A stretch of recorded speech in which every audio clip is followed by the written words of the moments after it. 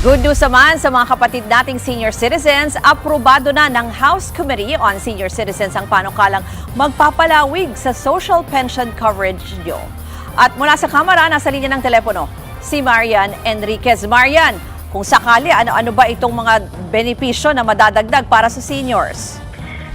Yes, Ruth, sa ilalim nga ng substitute bill, ang mga senior citizen na hindi indigent ay makatatanggap pa rin o makakatanggap na rin ng 5,000 pesos na monthly stipend. At makalipas ang 5 taon, lahat ng senior citizens ay entitled makatanggap ng Universal Social Pension na 1,000 pesos monthly allowance kahit may iba pa silang tinatanggap na pensyon mula sa iba pang pension providers. Pero nakasaad din sa panukala rules na maaaring piliin na i-waive o hindi kunin ng mga senior ang kanilang pensyon. Minamandato rin ng panukala ang Department of Social Welfare and Development o DSWD sa pakikipag-ugnayan sa Budget and Management Department at stakeholders na i-adjust ang halaga ng Universal Social Pension kada 2 taon matapos ang full implementation ng batas.